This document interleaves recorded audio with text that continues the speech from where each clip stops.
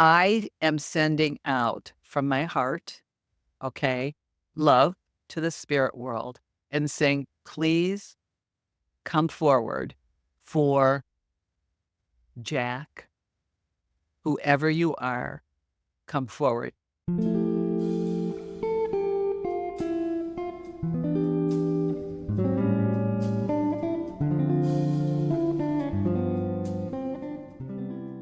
Hello, everybody. Welcome to another episode of Onion Soup, the show where we pull back the layers of metaphysics and reality in order to demystify spirituality. I'm so excited to welcome today's guest, Dr. Elizabeth Freed. How are you doing today? I'm terrific. I'm just terrific and excited to be here and talk to you today. Awesome. Thank you so much for being here, like I said. So let's just dive right into it. Okay. Trying to center a little bit.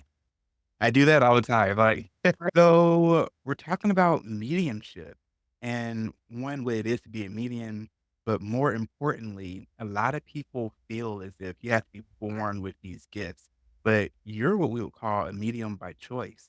So tell us about what that means and how you got into it. I'm probably like most people. I thought mediums, psychics, those people needed to be born with that. And I'm just your regular old person with nothing special about me at the time and never really thought too much about it. Oh, I might see a psychic for fun or something like that, but I didn't think I had any ability.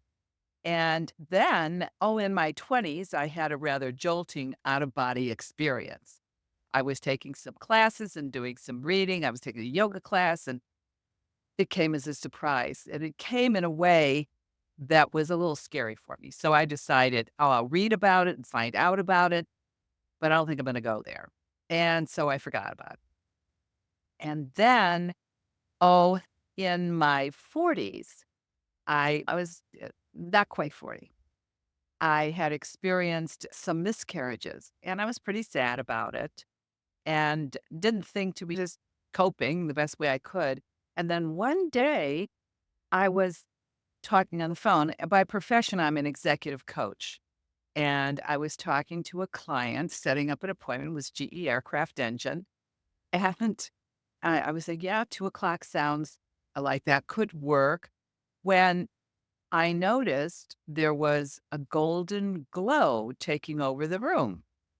Yeah, I thought, oh, that's interesting. I'm talking on the phone business, not so I'm ignoring it. And then the next thing I do is I hear a sound and I think, oh, maybe this is my husband coming in to the house. I feel this overpowering sense of unconditional love. I have never in my life felt this before, ever.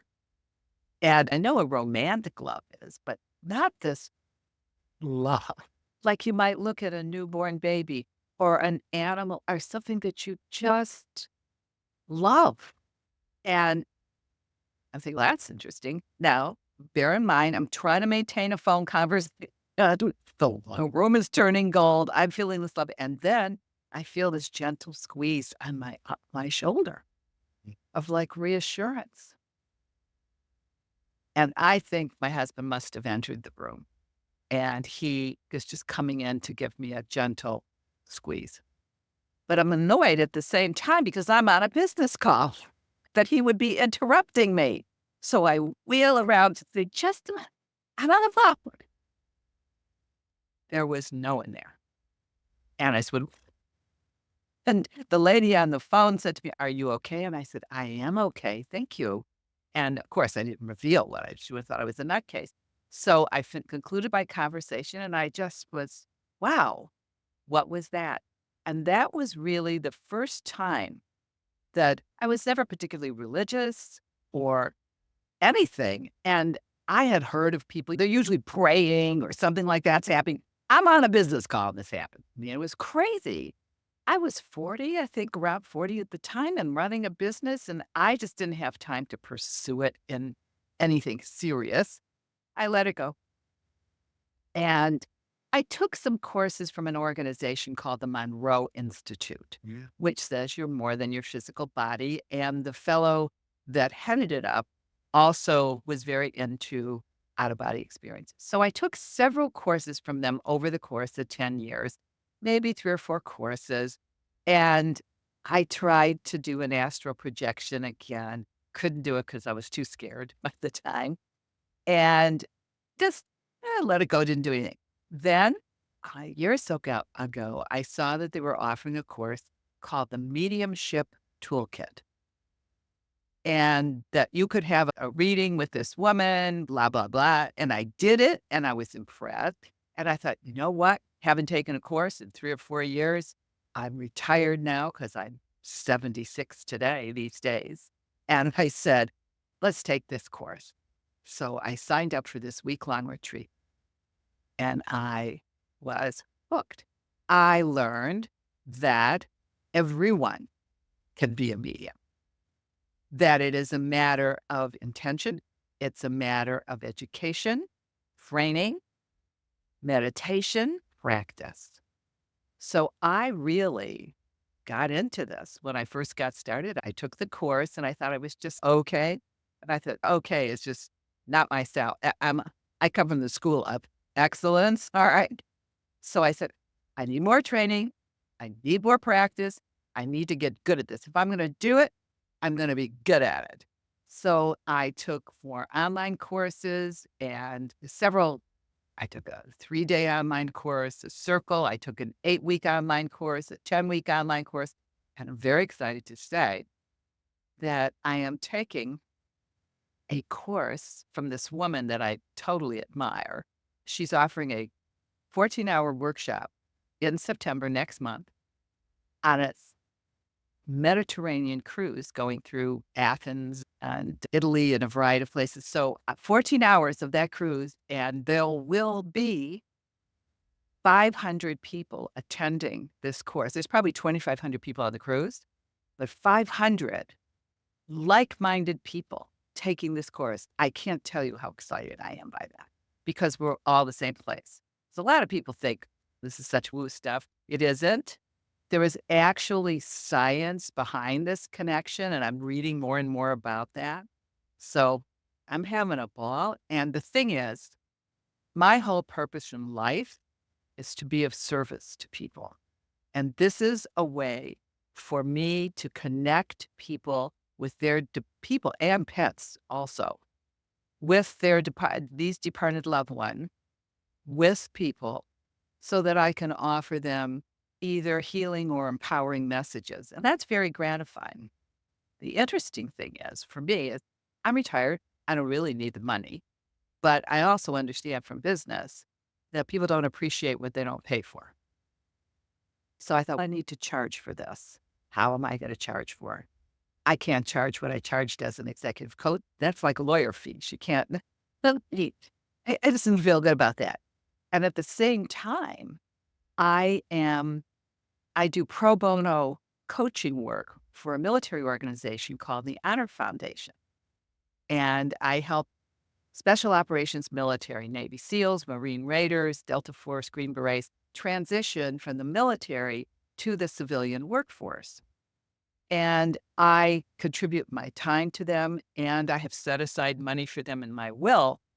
But I thought, it'd be really great if I could be a philanthropist while I live, but I'm on a limited income now. I can't really do what I'd like to do. So I decided that with this mediumship, all of my fees will be directly donated to this nonprofit that I support. Everybody wins. The client gets a reading. They get a tax write-off for payment of that fee because it's a 501(c)(3), and I get to be a philanthropist while I live and grow this organization. So it's win-win-win. That's who I am. Wow, that is amazing. One, I really wanna thank you for what you do, especially for the veterans. As a veteran myself, I remember going from the service to the civilian side, and it is a very difficult transition. But I wanna dive into what you were talking about back in your 20s, and you had your first experience. And it seems like you had a couple of experiences that are nudging you down this path. So, do you think that a lot of us or a lot of people who are called to this space, do you think that we get those nudges throughout life? Oh, I'm sure you do, but we ignore them, just like I did. But, "Oh, that was nothing," or, "That was just a coincidence." No. I understand that now. I understand that now, that you need to pay attention, and some people call it intuition, some people call it superstition, whatever it is, you need to pay attention and look for consistencies and to see. I am what is known as an evidential medium. I'm not a psychic medium. A psychic medium reads you and gives you information. I don't do that. I just connect with spirit and I ask spirit to give me pieces of evidence so that I can demonstrate that you know who I'm connected to. So basically, my readings go like this. I connect with spirit. I meditate every day for half an hour at least. And then right before I meet with somebody, while I'm with them, I connect using a process that I go through and have been taught. And then I ask spirit to let me know who's here. And I use a variety of clairs. I'm clairvoyant, I can see, clairaudient, I can hear, clairsentient, I can feel, claircognizant, I just know. And just as an aside, when I was an executive coach before I retired, I was known as the heat seeking missile. People would say, "How do you know that?" I just am able to cut through and see it. And sometimes I have clear olfaction, which means I can Mhm. smell. Sometimes if I'm connected, I might be smelling certain food and asking the client, did somebody make a stew of some kind? Whatever. Anyway, I'll give them 3 to 5 pieces of evidence. I might say, I'm sensing a male who passed after the age of 70. He's bald. He's perhaps 5'8" to 5'11" tops. Loved wearing flannel shirts in the outdoors. Would you understand any of that information? And then they will confirm, say either yes, no, I don't know, tell me more. A real medium is not going to ask you, they'll provide you with information and have you confirm or disconfirm them. And even if I get a no, somebody gives me a no, I don't exactly necessarily accept that. And I'll tell you a story later why. And then once somebody says, "Oh, you know what? I do know who that is." So then I said, "This feels like a family member. Would you understand some type of fatherly grandfather or father?" "Yes, this sounds like my grandfather." "Okay. Is there anything else that you would like me to give you as evidence to demonstrate to you we have your grandfather?" And she might say yes or no, or he might say yes or no. And I will go back and get more. And then once we are locked in on who that spirit is, I will ask that spirit to give me a memory that only the two of them would know. I provide that information. Once that's verified, then I give them a message from that spirit that's directly directed to them. And that will then conclude the reading. And then we debrief it. We talked about this. Can you fill me in on what was that about? But I never asked that during the time. Does that make sense to you? Yeah, wow. So So go ahead. no, sorry, I had a quick question because as a person whom we would say wasn't born with this gift and ability, and we talk a lot about meditation on the show, is there a specific type of meditation you do to get you into the headspace for a mediumship, and what does that look like? I do, yes, I do a variety. I do a chakras clearing where I'm clearing all my chakras once a week. I do that at full 40 minutes going through that. Sometimes I fall asleep because Do it. I'm no longer human. Okay. Then I also have a process that I listen to these meditation tapes that use what is known as binaural beats, which allows your consciousness to expand. And I prefer these guided meditations. I start out with breathing, and then I ask my guide, and I've established my guides, or I ask them to come forward. And then I begin like this. What is it that I need to know today? And I wait. And I say, who's here? I decide, sometimes I decide, do I want to connect with a guide? Do I want to connect with an angel? Do I want to connect with a departed loved one? Do I want spirit to just bring forth and let's make it surprise in a box? It just depends. And then if it's something really interesting, and then I write down the messages that I get because it's the next day you forget. So I write it down so I have it to remember. And one time I was meditating and I said, "Who is this?" And I see this woman in like armor and a headdress, and she says, "I'm Helena." I said, "Helena." And she is talking to me about strength and forbearance and this kind of thing. So then I don't know who Helena is. I go on the internet to look up Helena. There was no Helena. There was a Helena. It didn't look like anything I saw, but there was an Athena. And she looked exactly like Athena. And let me see if I can find this. The pictures. I realized I heard her wrong, but this is who I saw. Okay. And I, I said, that's who I saw. And sometimes that's how the meditation works. But just to tell you how I go deeper, one of the things people say about me is I'm persistent. That's part of why I was successful as a coach and in business. I'm persistent. I had a woman that I did a reading for. And here was a really interesting example. First of all, when you're talking to spirit, they oftentimes, it's like playing charades. They give you symbols and I don't interpret them. Mm. The client interprets them, okay? They just give it to me out of the vessel, all right? But it's if you go, this house, that it comes that way, all right? So here's what happened. Here was a woman. I do commercials and print work for actively aging seniors, okay? That's another thing I do. This is a woman I met on a set. It was a film that we did. It was a free film we did for somebody. And she was a real actress. I'm like an amateur, all right? So she found out I was doing this and asked me to do a reading for her. So I said, okay. So I did it. And the first thing I said, now this woman was an attractive woman. She was a Black woman. And I said, I see a male who passed before the age of 50. And this man was ripped, so physically fit and confident and maybe around 6 foot tall. And he walked with such confidence and assurance. It was almost warrior-like. Would you understand any of that? No, I didn't say he was Black. I don't know why I didn't, but I just didn't, but he was. All right.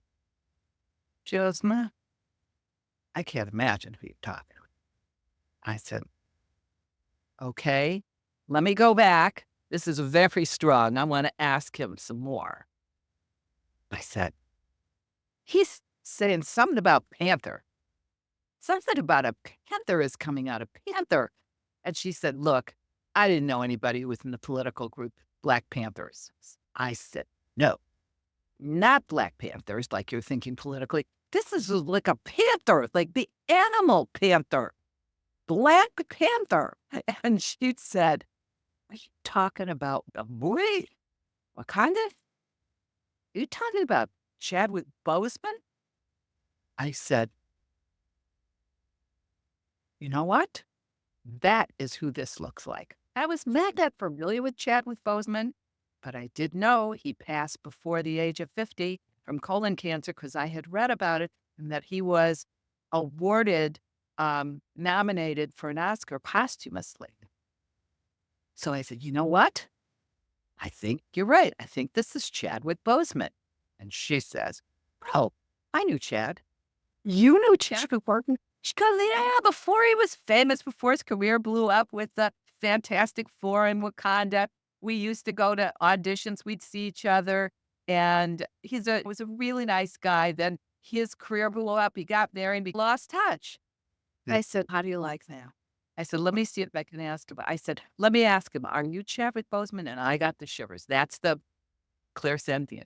Oh, Really? I said, we got him. I said, so let's have him. Let me ask him if he has a message for you. Mm. So she said, oh, I said, okay. And I see in front of me in my brain, kind of telepathically, 2, like, actor chairs on a set, the back of the actor chairs on a set, those Mm, canvas type chairs. I said, "He's showing me some kind of stage set with you 2." "Oh, we were never in a film together," she says. yeah, I said, "Okay, let me see if he's got a different message for you." I said, "Now he's showing me the 2 of you are in Los Angeles at a restaurant having lunch at a restaurant. This restaurant is outside. It's like one of those restaurants where the tables are on the side of the restaurant. There's a restaurant inside, then the tables are on the side, and there's maybe a glass top over it, but it feels like you're in an outside, even though you might not be outside." She goes, "You know what? We did have lunch once in LA in a restaurant like that." I said, "That's his memory for you." I can't imagine why he's coming to see me. I said, "Let me ask him what his message is." And then I gave her message. Afterwards, we debriefed it, and she said he was a real stand-up guy, just a real stand-up guy. And I think, in fact, he had wanted to do a project with me, but I was busy. I don't remember. We didn't do it. I don't remember why, but he did want to do a project with me. I said, "Oh, really? You know, the stage he showed me the 2 actors on the film, that was his message to you, that he had asked you to be in a film." So spirit doesn't talk to you directly, but I couldn't interpret that for her because I didn't know that he asked to be in a film and she wasn't able, she wasn't available. But mhm, what happens to the person that is the client, they're so overwhelmed sometimes with this information. I have everybody write everything down that I say to them because days later, they'll remember. mm, It'll make sense to them what I said. And you just get very interesting things. And I have now started doing this with deceased pets. I didn't I could do that because I wasn't trained on animal. I said, but animals are sentient beings. So I was at a psychic fair. And somebody said, "You do departed pets?" And I said, "I never have." And she goes, "Oh, I really miss my dog." And I said, "I'm sorry, but I cannot do this unless I know I could do it. And I certainly can't charge you. And I'm not about to practice on you." So I said, "Let me refer you elsewhere because it's not my thing." So I got to thinking about it and I said, "Listen, this is something that's probably important to people." So I put it out there on Facebook and I said, "Listen, friends, I have this request. I need to get practice. I won't charge you anything. I need at least 6 people to volunteer to let me help them connect with their deceased pets." mm, I got 7 takers and I was able to connect with 6 of them. One very funny and one very interesting. mm, The funny was this woman said, "I would like you to connect with Bella, my border collie." I said, "Look." So I connect. I said, "Bella was black and white." She said, "That's right." I said, "Bella is showing me a red ribbon around her neck and a belt. mm, Would you understand this?" She said, "No, Bella never had red ribbon and a belt." I said, "This is an example of a no." All right. I said, "Okay, let me go back and see what Bella's trying to say." I said, "That Bella's showing me a ball of yarn. How odd for a dog." And she said, "Oh my goodness. I think you've connected with Bella the cat." I said, "Are you telling me you have a dog and a cat both named Bella?" He said, "I did. I had a cat, but that was 50 years ago. And she wore a red ribbon and a bell around her neck and always was kicking yarn around." "Okay, let me go and talk to her." I said, "You didn't have Bella." We both lived in Ohio. That's where we had met each other. Now we live different places. I said, "You didn't have Bella when we were in Ohio, did you?" And she said, "No." And I was drawn to my glasses. And I said, "Bella was a calico cat." And she said, "That's right. Let me ask her." I said, "Bella's saying about New York." She said, "We had Bella when we were on the East Coast of Washington, D.C. New York is close enough. So it's not going to be perfect. All right. But close enough." So I said, let me ask her what kind of message she has for you. And then I start laughing. So I said, Ella is totally pissed off. She is saying, you have some nerve giving a dog my name. Oh, wow. Well, and now the other one that was very interesting is I had a colleague of mine, another coach from the Honor Foundation. She had pet donkeys. Yeah. And so she wanted me to connect with her deceased donkey. So the first thing I said, I've never seen donkeys really up close. And all I know are mule. What? So that's all I know. He said, all right. His name was Winston. I said, Winston was brown. She said, no, it wasn't brown. I said, okay.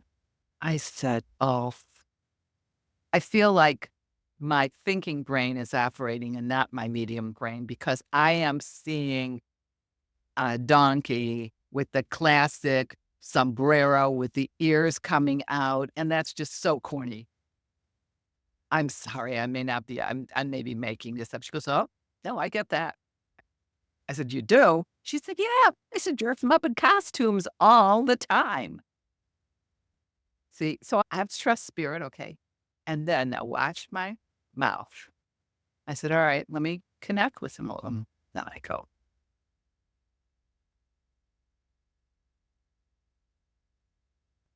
I said, was something going on with Winston's mouth, lips, or gums or something? And she said, no, you're in the right place. Want me to tell you? I said, no, I got to keep going here. And then loud, like on a loudspeaker, I hear, tobacco. I said, tobacco? I said, would you understand that? She goes, I would. I said, are you telling me your donkey chewed tobacco? She said, no, he didn't chew tobacco. But I know it's beef. It's like tobacco was on the ground, but I said, no. Do you want me to tell you? I said, listen, you interpret it. I don't know. You know exactly what I'm talking about. I don't know what I'm talking about. I'm just giving you information that Winston's giving me. She said, Winston passed of oral cancer. Yeah. Now, you know that people that chew tobacco oftentimes get oral cancer. Yes.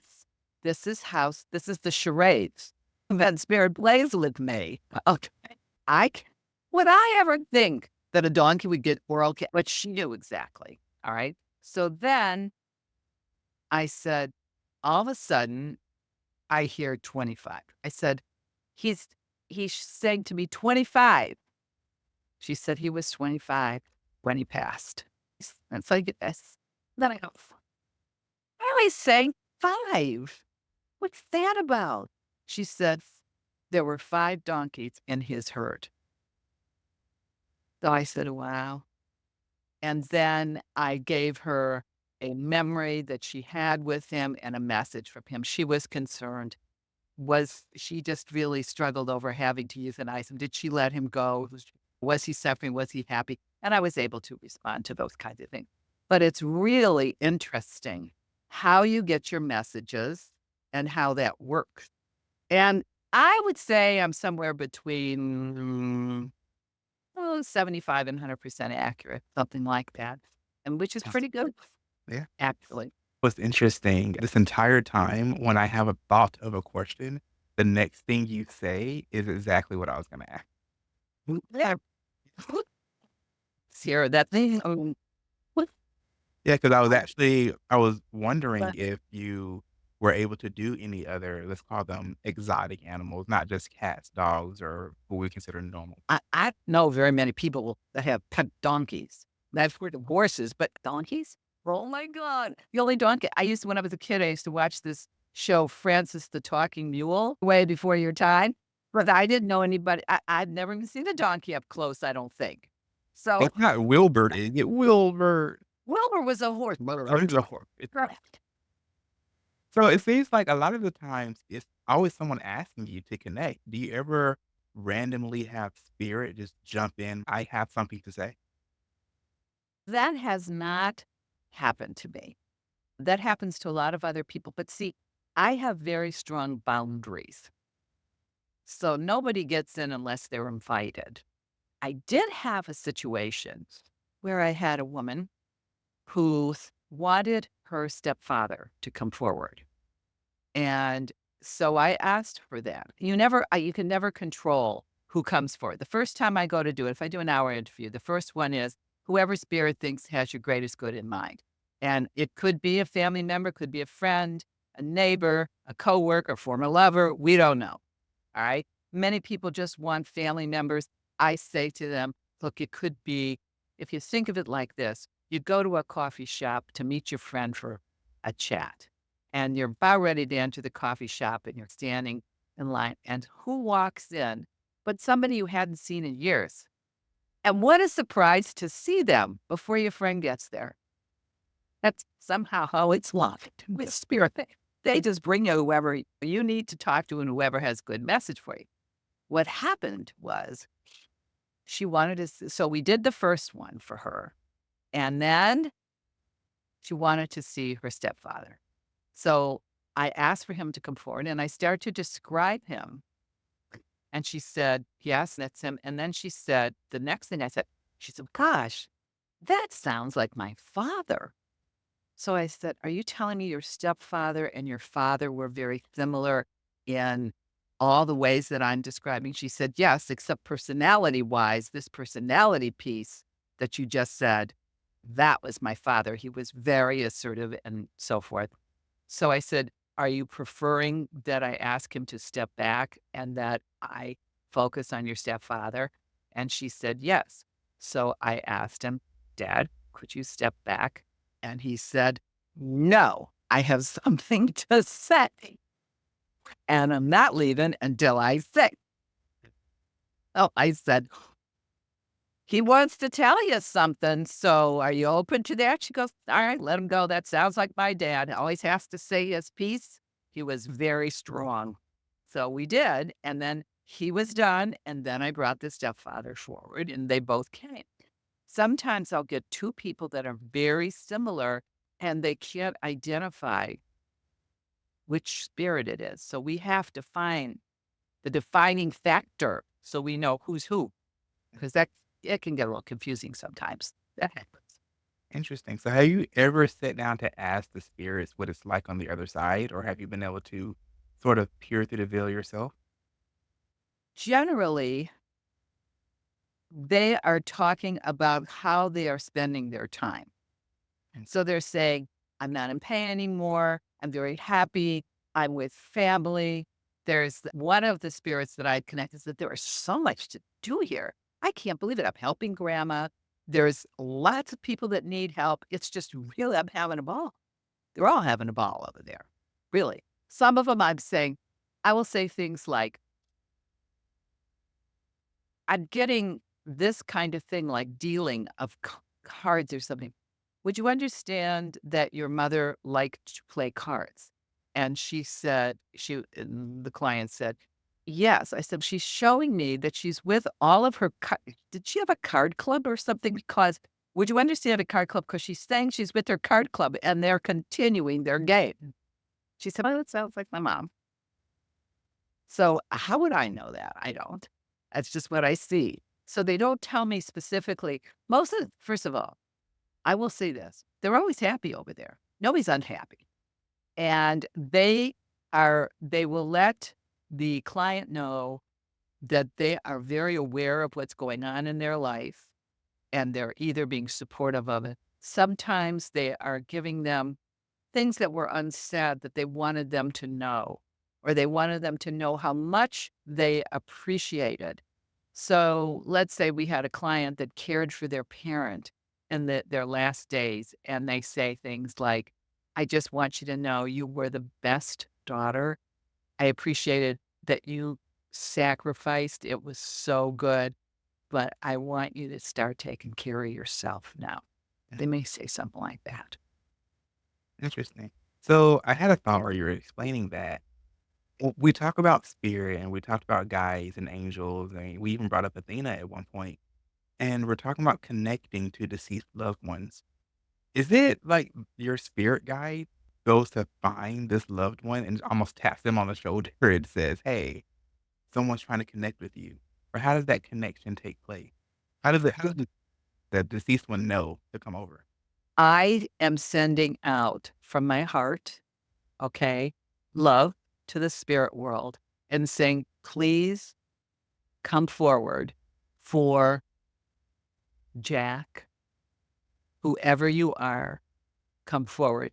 And I'm asking. And then my guides, I don't know if I'm going to sound a little much, but my guides know that I have certain symbols that little shortcuts or what I would call hacks.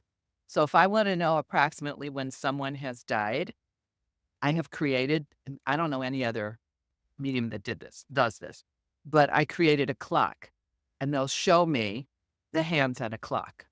So if they show me, for example, okay, so if somebody showed me 3 o'clock, I say, I send it at 3 o'clock says male 70 plus. So they'll direct me to see the clock and somewhere on the clock. So yesterday, I was a little nervous because the clock I saw said was 11 o'clock, which meant male between the ages of 10 and 20. And so I said, I was talking to a woman and I said, I'm sensing a male between the ages of 10 and 20. I'm looking again, is it moving a little bit past 11 o'clock? Could be a little older than 20. And this person was a laugh a minute, really lighthearted, kind of immature, and died tragically, like drugs. Would you understand that? And she said, yes, all of it. All right. So it was, she said and when we debriefed, he was 28. But here's what happens. Sometimes spirit presents younger than they actually are because either she said he was immature. All right. So he looked younger. Sometimes I will see a person who is older, but looks younger. Mm. And I said, this person may have passed older, but was very strong and very healthy until he wasn't. So it's, you just have to interpret it. I just have to call it as I see it and they have to interpret it for me because I can't. I only say what I see. That's it. Interesting. That's definitely unique. I haven't come across this clock method before. I've never been taught it. I just was told. Somebody would say, the spirit gives me the salute to say the person had been in the military. That's a sign. Mm. And I was struggling with how can I tell spirit how can I tell my guides to talk to spirits and they'll do some pre-work for me, The but they are operating behind the scenes, working with the spirit and saying, listen, if you want to communicate with her, here's her clock. Tell us where you are on the clock, then she'll know. But I've never seen anybody do that. That's just something I use for my own, as an aid for myself. Sometimes I hear music. Sometimes I hear. The other thing that happens to me is just as I'm ready to connect, and I don't connect with any spirits, I don't see the clock. I see nothing yet. I see no person. I don't see anything. I will get some random word or image. And I initially said, well, that's random. I'm not going to bring that up. That's goofy. And I've learned that spirit is giving it to me for a reason. And 9 times out of 10, it comes out in the wash. For example, I said to this one woman, I got an image of an elephant. Would you understand that? She said, all right, let's look at that elephant metaphorically. Could mean something very big happened to this spirit where there was the elephant in the room that didn't get talked about and needed to be addressed. Would you understand that as opposed to any of your departed loved? No. I said, all right, we'll put it in the parking lot, come back to it. I'll go do the reading. I go and I do the reading with her. I connect with her grandfather. She's very happy. We talk about everything that was true, blah, blah, blah, blah, blah. And at the end of the reading, we debrief. And during that time, and part of her message was, your grandfather says you're working on some big project, and he is very encouraging for you to pursue that and thinks that you should continue down that path. So when we debrief, I said, okay, so what was the project that your grandfather was referring to? She said, I'm thinking about changing careers and really pursuing something more metaphysical. And I just got back from, oh, what was the city? Somewhere in India. Oh, Nepal. Oh, she said, I just got back from Nepal. I did a visit. I had a retreat there, blah, blah, blah, blah, blah. And I said, you just got back from Nepal, eh? And she said, yeah. I said, happened to see any elephants? Grandfather was saying he knew you went to Nepal. That was the first thing that came out. But she didn't see that's what happens. Elephant. What does elephant have to do with anything? So cool. So do you use any other tools outside of the clock? I use my guides. Part of my meditation, I've learned several different meditative techniques. There's something called a Merkaba. Do you know what a Merkaba Yeah. is? So sometimes I'm sitting in a Merkaba and I call in all my guides sitting around me and we're doing and I'm talking to them and thanking them and being very grateful for all their help. And then if I'm having, so you have your ebbs and lows Mm. with meditation. So part of what I do to help myself is if I'm having a difficult time, I will say, what do I need to do? Or I'm having an off time. All right. Mhm. What is this about? Blah, blah, blah, blah. Should I really still continue to do this? I said, what is the meaning of me having to face this defeat? Okay. And I get back, it's a test of your resolve, just like anything you did in business. When you had down periods, you just hung in there and got more creative. S And I get spirits that come down and talk to me that I am not religious. I don't know the Bible characters, nothing, okay?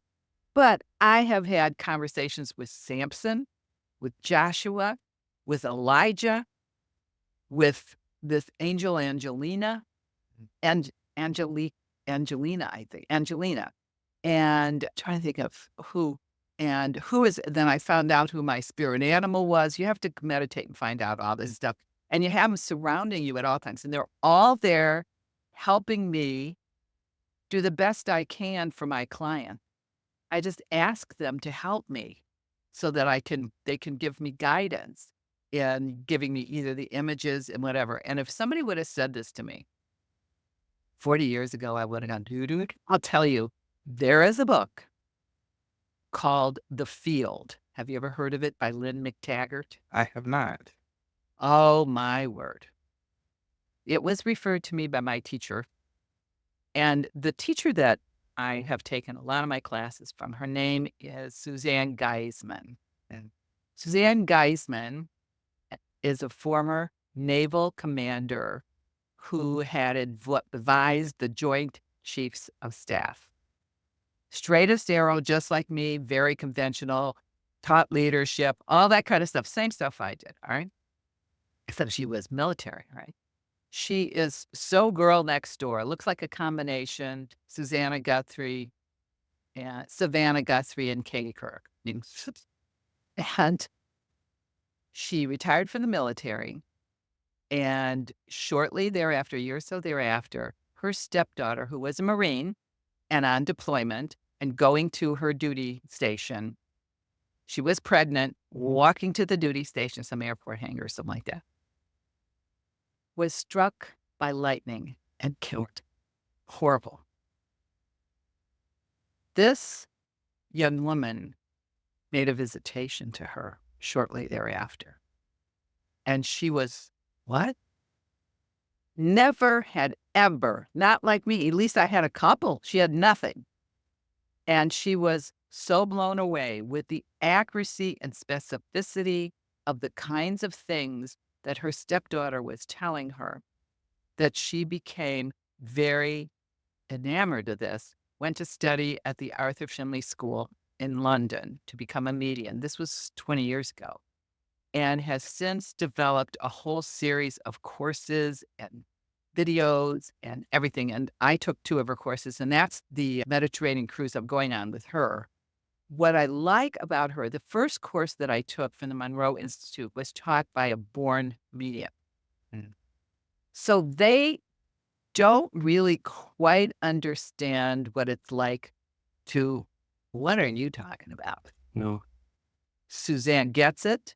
She creates a curriculum like it was designed by the military. This is the overall summary of the course. Here are the goals, the objectives, these are the deliverables, and here are your resources. Right up my alley, the way I like to learn. So I love her courses because they're so refined. And as a result, most people, when they talk to me as a medium, mediums will just start and be a little more loosey goosey, and not me. I am structured. Mhm. I say, okay, here's my process. This is what we're going to do. It's the process we're going to follow. And this is what's going to be. This is a living room. All right. So, because that's how I used to write my proposals when I would be in business. This is what we're going to do. Here's the situation. This is what we have to address. This is what the deliverables are. This is the timeline. Bang. And it comes as a surprise. I would say 90 to 95% of the people I do this with like it. Then there's always those who say, found her process a bit rigid. And I so don't call me again. I feel like that's so much better though, and maybe myself being military and also having the background in the medical field and in science, I like that level of structure. I like things to be packaged together. Yeah. But Dr. Freed, we only have a few minutes left. Is there anything you wanna leave with the audience? I first of all, I want to say I would be delighted if any of your listeners would like to have a reading. The way that you do that is you go to my website, which is www, and it's com, and then just /medium. After that, you go there, it tells you exactly which type of reading to pick, how you donate to the Honor Foundation. Because remember, I don't charge directly. I am not interested in the money. I'm interested in providing the service because my purpose in life is to be of service to you and also to contribute to the Honor Foundation. I would be delighted to have you contact me through that methodology. You just simply schedule a time, you pay your donation, you send me the receipt, you schedule your time, and we're off to the races. I do all of my readings over Zoom. And I started to mention the book that I never told you the title that you need to read because it's so scientifically based. It's called The Field by Lynn McTaggart, who is a investigative reporter. It's really deep and about physics and quantum physics and stuff like that, but it makes all of this very real and makes it palatable to those of us left-brain people. So I hope that was helpful and interesting to your listeners, and I would welcome their contacting me anytime. Yes, definitely. I think it was helpful. I love listening to you, and I really love your structure, to be completely honest with you, the way that you structure things, and my favorite thing about the way that you practice your mediumship is how you start with almost like a literal meaning, and then it's, "Okay, now let's bring that back and see metaphorically. Okay, that didn't make sense. Let's put it to the side. Maybe it makes sense later."